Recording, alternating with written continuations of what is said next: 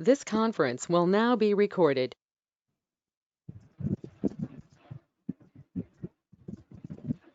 Hello, good morning to everyone. Today I am going to discuss about the peptic ulcer disease, the most common disease in our routine clinical practice. So, burning epigastric pain exacerbated by fasting and improved with the meals is a symptom complex associated with the peptic ulcer disease. So, burning epigastric pain exacerbated by fasting and improved with the meals. This is the main clinical scenario we will hear in routine. An ulcer is defined as a disruption of the mucosal integrity of the stomach and or duodenum leading to a local defect or excavation due to active inflammation. So mucosal integrity defect or disruption in the mucosal integrity. So the lifetime prevalence of peptic ulcer disease in United States is 12% in men and 10% in women. So this is the simple gastric anatomy. So the glands in the fundus can divide into isthmus, isthmus, neck and base. So these are the parietal cells in neck and isthmus. So endocrine cells, chief cells in base, surface mucosal cells. This is called as gastric pit or fovea. So these are the main uh, secretory cells which are produce secretions from the glands of the stomach.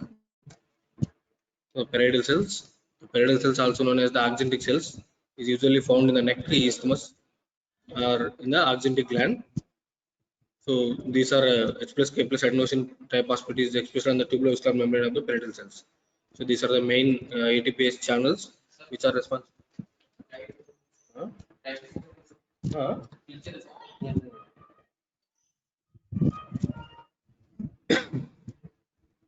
H plus K plus adenosine type hospital channels are present on the parietal cells. So, only.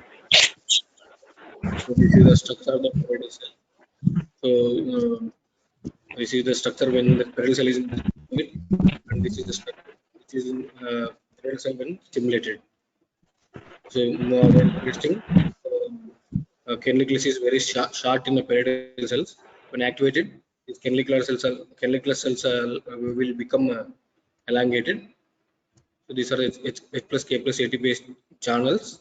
So this is the structure while in resting state, and this is when activated. So these get close to gastric pit or Kerniclis. So these are the tubular vesicles. So these are the gastrin and acetylcholine histamine receptors present on parietal cells. All this will stimulate the parietal cell to secrete the HCl.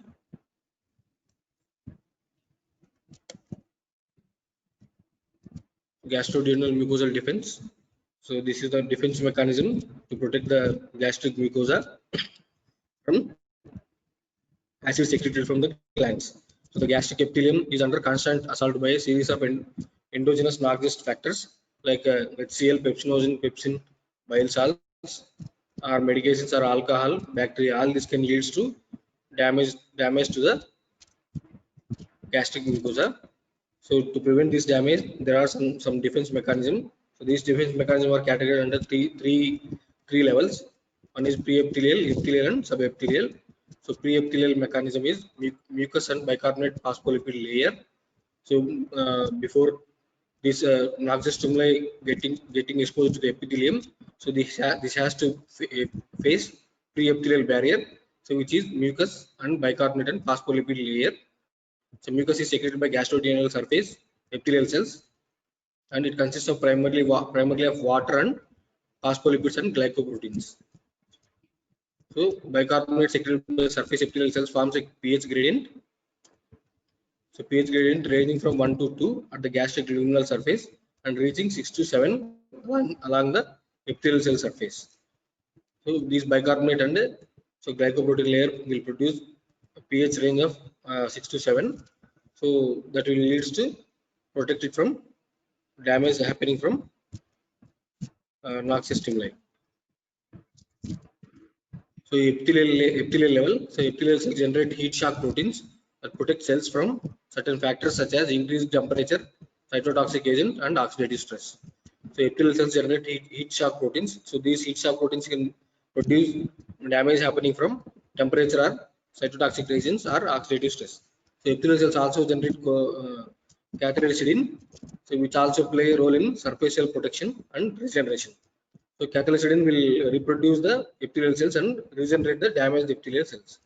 So if the pre-epithelial barrier were breached, so if the pre-epithelial barrier were reached, gastric epithelial cells bordering the site of injury can migrate to restore a damaged region. So this is called a restitution.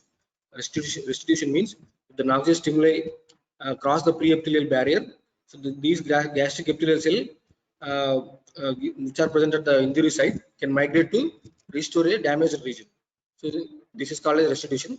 So this process requires epidermal growth factor and transforming growth factor and fibroblast growth factor, or and also vascular endothelial growth factor. All these factors will helps in restitution.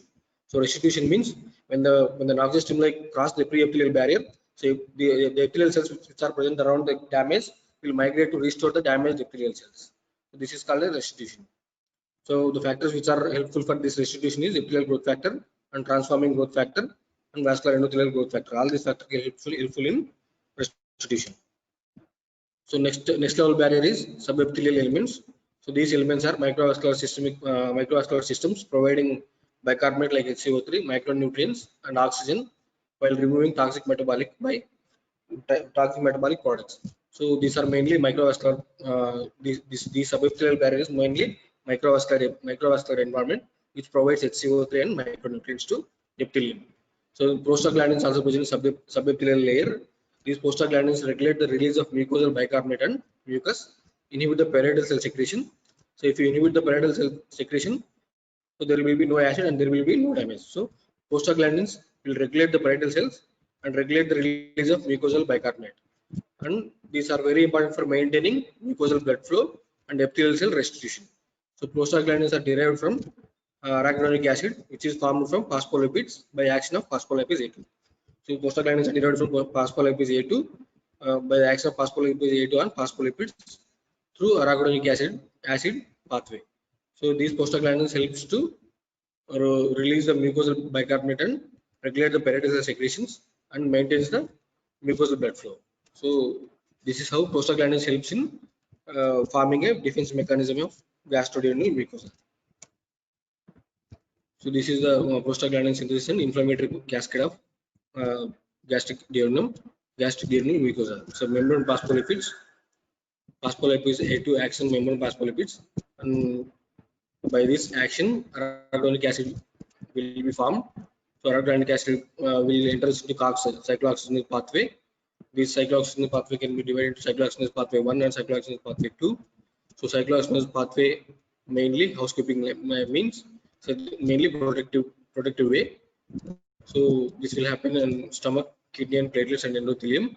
So this will lead to production of thromboxane A2, prostaglandin I2, prostaglandin E2. So this will maintain the gastroduodenal integrity and platelet aggregation and maintains the renal function. All these are mainly protective forms. Mainly thromboxane A2, prostaglandin I2, prostaglandin E2. So COX2, this is mainly inflammatory pathway.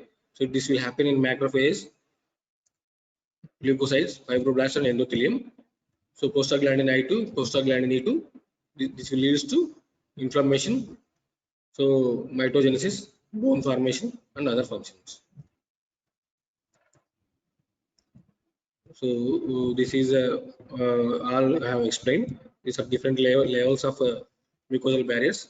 So this is the mucous and bicarbonate layer. So this is the mucus and bicarbonate layer. Surface epithelial barrier. So this is the surface epithelial barrier. So cell renewal. So this is the base layer which will help in cell renewal. So fourth, alkaline tide. So bicarbonate alkaline tide through HCO3. So 5, microcirculation by blood. So these are the blood vessels. So microcirculation, micronutrients through the vasculature. So sensory nerves of following these are the sensory nerves. prostaglandins. So this is PGE2 and PGI2, so which are present in 7th line.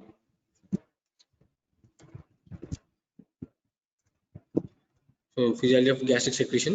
So hydrochloric acid and pepsinogen are the two principal gastric secretory products capable of inducing mucosal injury.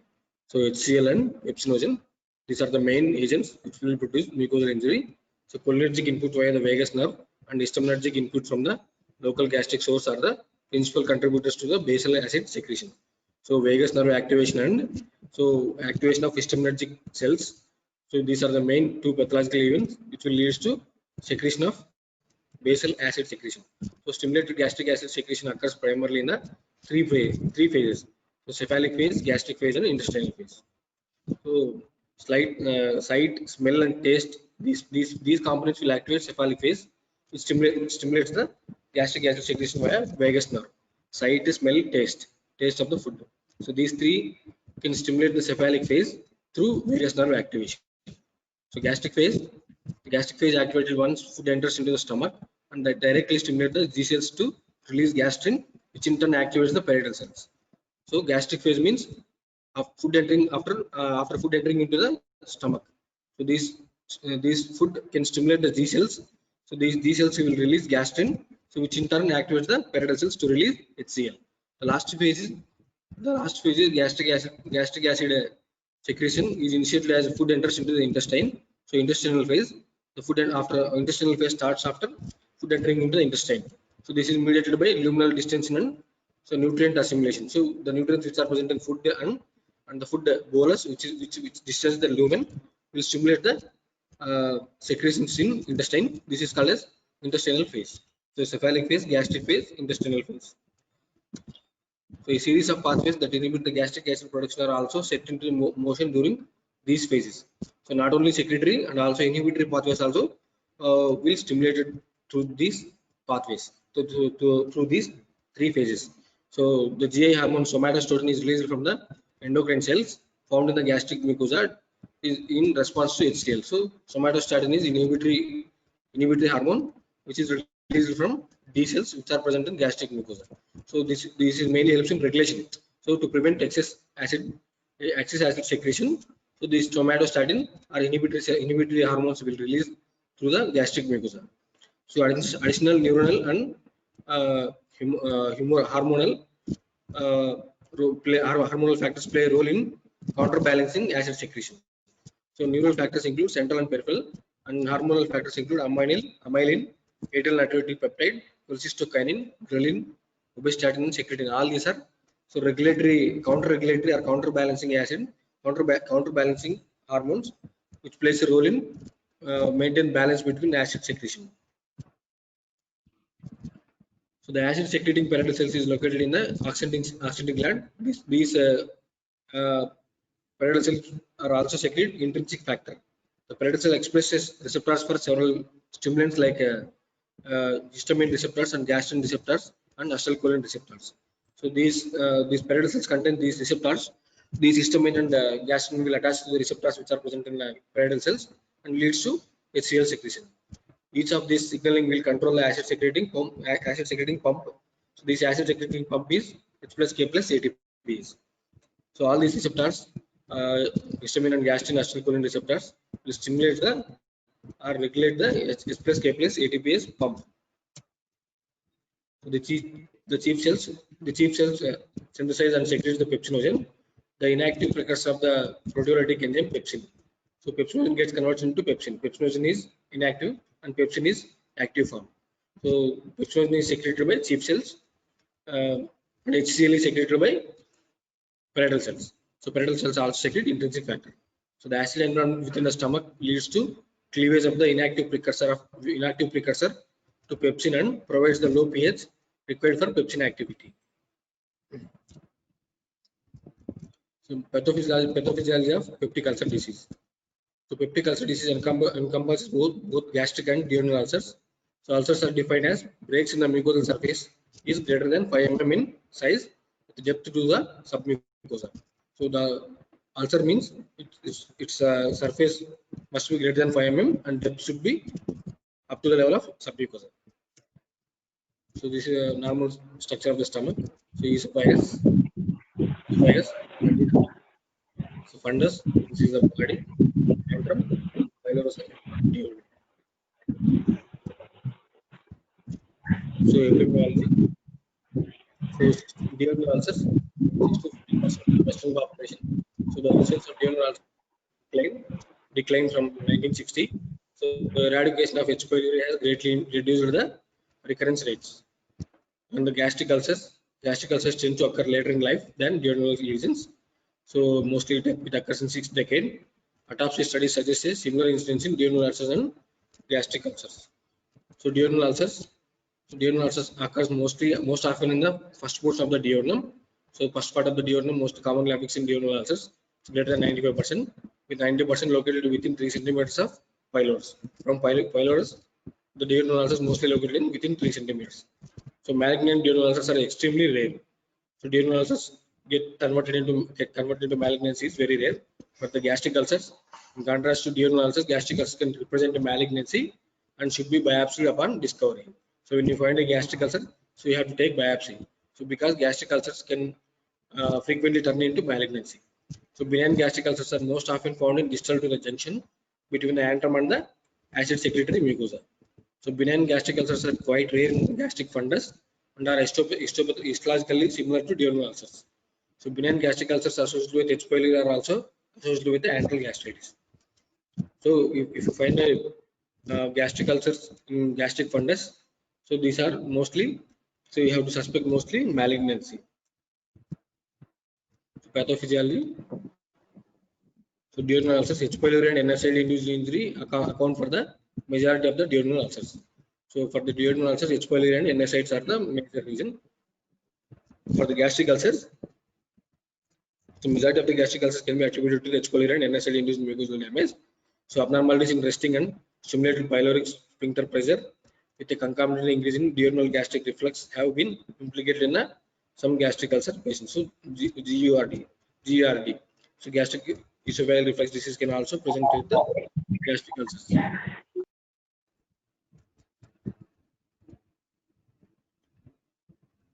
So H. pylori and acid peptic disorders. So these are the bacterial factors. This is the H. pylori related bacterial factors like structures, adhesins and porins, enzymes. So these enzymes like ureasin, VAC-A, CAG-A, and ETC. So all these are the bacterial factors. So these are the host factors like duration, location, and inflammatory response from the host and genetics of the host. So these are the factors which are responsible for the development of various pathologies related to H. pylori. These pathologies include chronic gastritis, peptic ulcer disease, gastric malt lymphoma, gastric cancer. So H. pylori can lead to chronic gastritis, peptic ulcer disease, gastric malt lymphoma, and gastric cancer.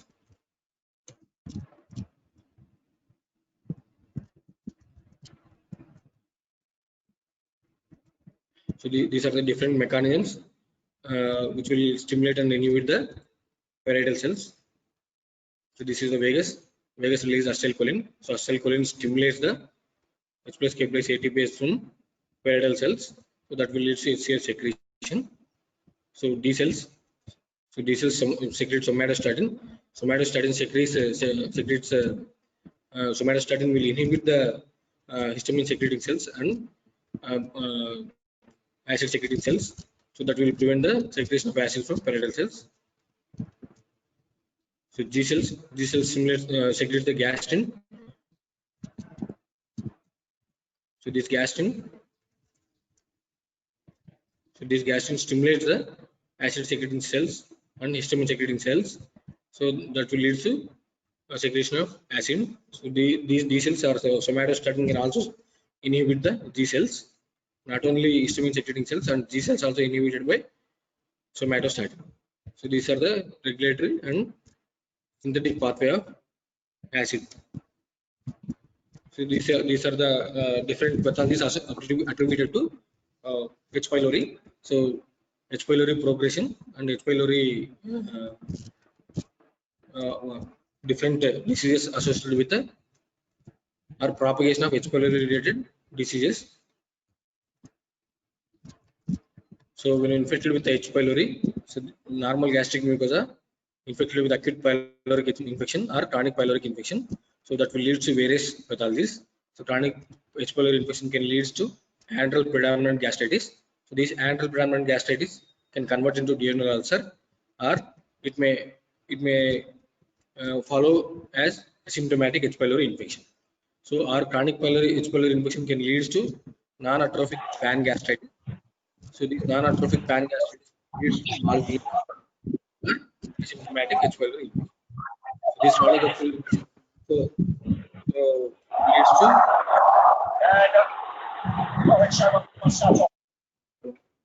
hello.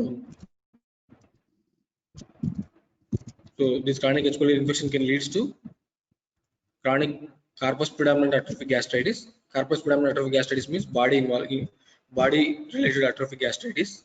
So this so corpus predominant atrophic gastritis converted into asymptomatic H. pylori infection or gastric ulcers, or it may leads to intestinal metaplasia, dysplasia, or gastric cancer. So these are the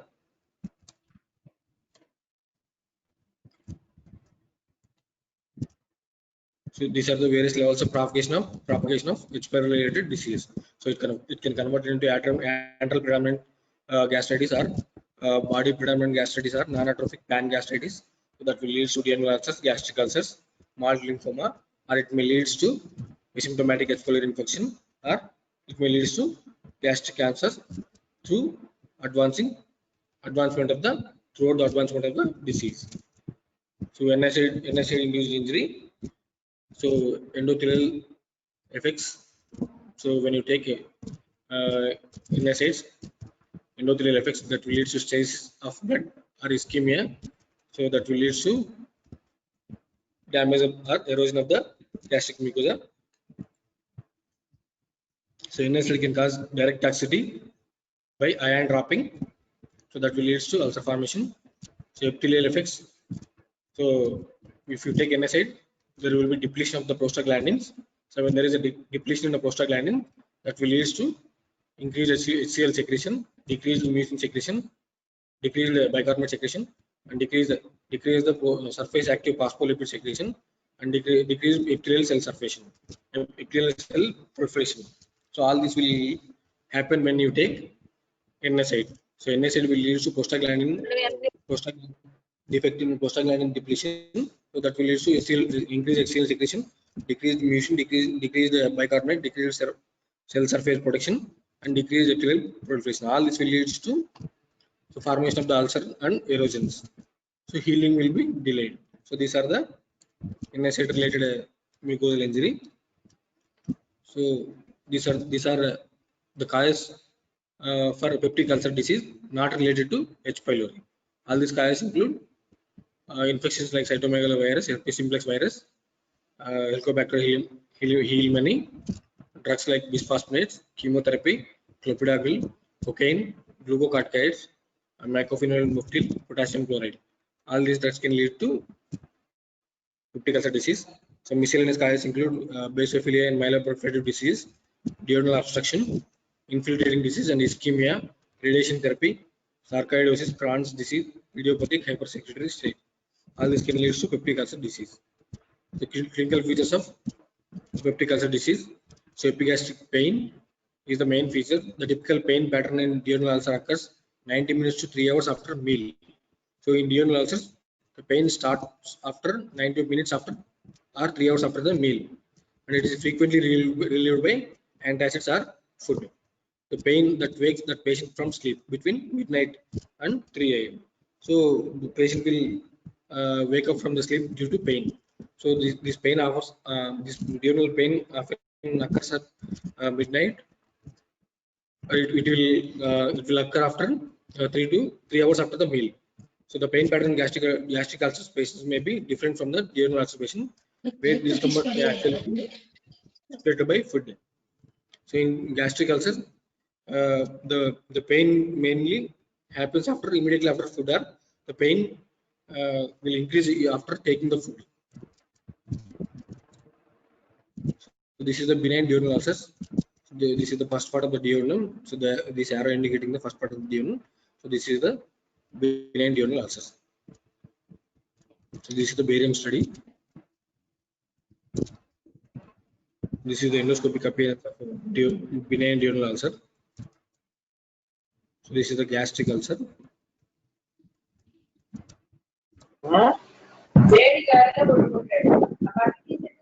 Detection of H. pylori. So how will you test? How will you test for detection of H. pylori? These tests include invasive and non-invasive. So invasive procedures are endoscopy, biopsy required. So invasive include invasive one. So when you take endoscopy, so you have to take biopsy. So these are the rapid urease test. So this sensitivity is 80 to 95% and specificity is 95 to 100%. So simple. This is the simple test. And the false negative with the recent use of PPIs, antibiotics, and bismuth compounds. So when you use recent proton pump inhibitors and antibiotics, so so this will show false positive reactions. So when you consider rapid urease test, so you have to stop PPIs and other antibiotics. So histology. So when you take histology, so it is 80 to 95%. Specificity is greater than 95%. So this requires pathology processing and staining. So provides detailed histological information. So culture. So this is a time-consuming, very expensive, depend on experience, and allows determination of antibiotic susceptibility. So culture is not preferable. So non-invasive procedures include serology, like IgM and IgG antibodies. Sensitivity is greater than 80% and specificity is greater than 90%. So this is less expensive. So convenient one, not useful for early follow-up. Urea breath test. So sensitivity is greater than 90%, specificity is greater than 90%. So simple, rapid, useful for early follow-up. False negatives with the recent therapy. So exposure to low dose radiation with the chromium test is so stool antigen. So identification of stool antigen is greater than 90% sensitive, greater than 90% specific. So this is also inexpensive, convenient one. These are the different invasive, non-invasive. So rapid urease, histology, culture, and serology, urea breath test, and stool antigen for identification of H. pylori. So drugs used in the treatment of peptic ulcer disease. So how will you treat? So acid suppression drugs like antacids. Antacids means these are the syrups like sucralfate, Milanta, Malaxus, and Tan or Gaviscon. So 100 to 140 milligrams per liter, 1 to 3 hours after meals. So these are the antacids or syrup forms. So SU receptor antagonists like Cimetidine, Ranitidine, Famotidine, and Nizatidine. So Cimetidine 400 mg BID, Ranitidine 300 mg at night time, Famotidine 440 mg at night time, Nizatidine 300 mg at night time. So proton pump inhibitors like omeprazole, lansoprazole, rabeprazole, or pantoprazole, or esomeprazole. These are the drugs useful for treatment of peptic ulcer disease. So mucosal protective agents like sucralfate, prostaglandin analogs. So all these are bismuth containing compounds. All these are helpful in preventing the peptic ulcer disease and treatment of peptic ulcer disease. So now H. pylori eradication. So will you eradicate the H. pylori? So these are the combination drugs like triple drug regimen or quadruple drug regimen. So we initially start with the triple drug regimen. If there is no response, so we can shuffle the drugs in between triple therapy. So we can try different formulations. So these formulations are bismuth subsaccharide plus metronidazole plus tetracycline. So this is one combination: bismuth, metronidazole, and tetracycline. So 2 tablets.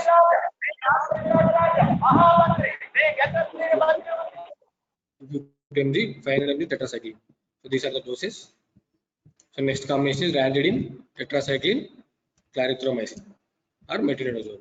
So next combination is omeprazole, clarithromycin, or metronidazole, or amoxicillin. So you can try these different combinations. If one is failed to treat the peptic ulcer disease, so you can shift to next one, which are not containing previous class of drugs. So if triple therapy is fails, so you can proceed to quadruple therapy. So quadruple therapy is omeprazole, bismuth subsalicylate, metronidazole, or tetracycline. So you can shift to quadruple therapy. So there are different other combinations are present in quadruple therapy.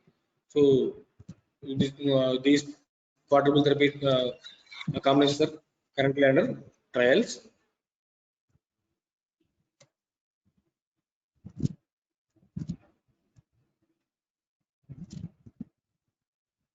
So recommendation for treatment of NSAID related injury.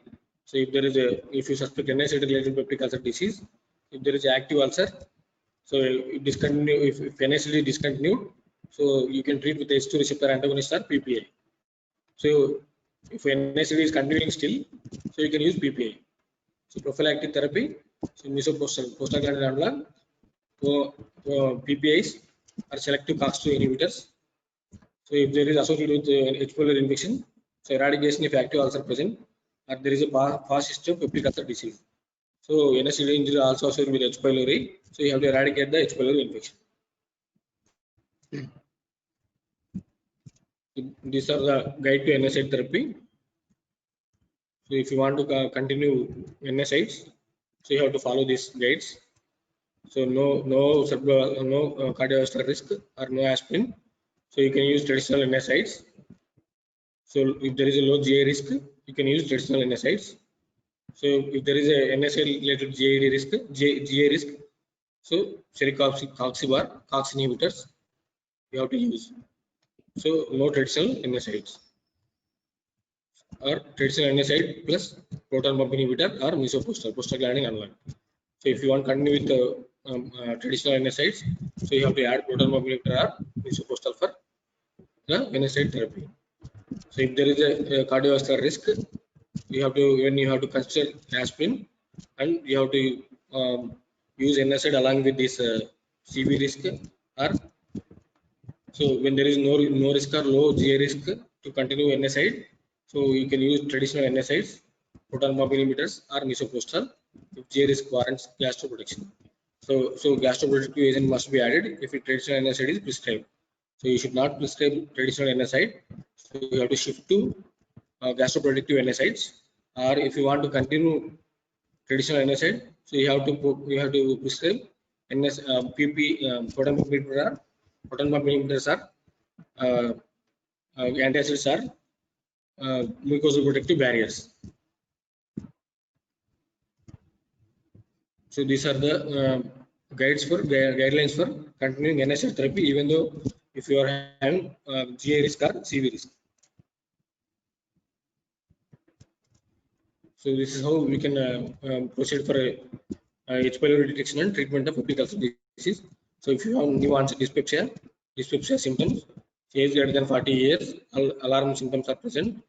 So take history, exclude the GERD, biliary pain, so inflammatory bowel syndrome or aerophagia or medication related peptic ulcer disease.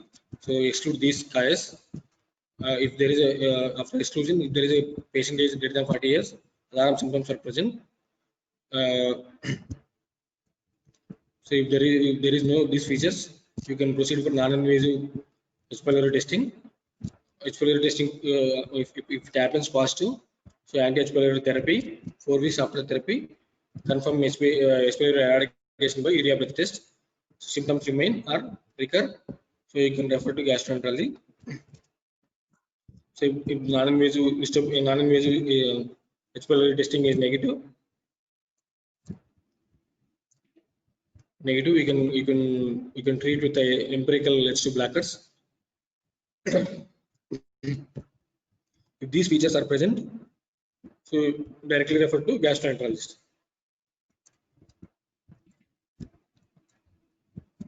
So specific procedures requiring for duodenal ulcers, operative procedures. Most commonly performed procedures include vagotomy and drainage, highly selective vagotomy, or vagotomy with antrectomy. So these are the treatment options for surgical options for duodenal ulcers. So Billrath 1 and Billrath 2, these are the procedures for treating the H. pylori disease or peptic ulcer disease. So thank you. So give your attendance.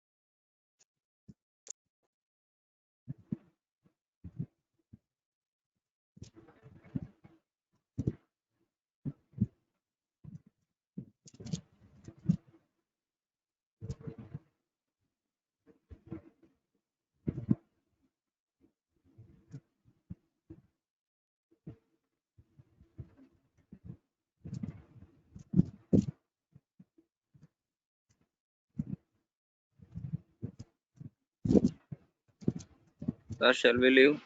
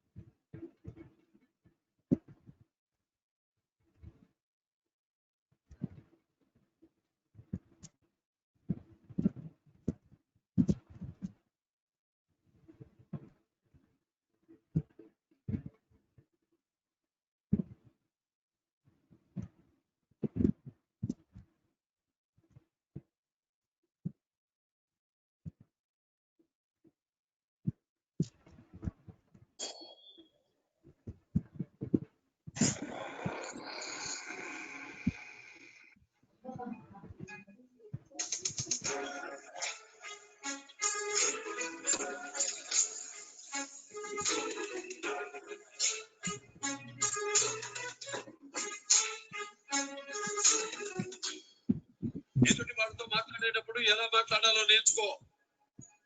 Srinu గారు మీ నాన్నగారు బాగున్నారా అనే దానికి, శ్రీను గారు మీ అమ్మ మొగుడు బాగున్నాడా అనే దానికి చాలా తేడా ఉందిరా లబ్బడి కొడుక.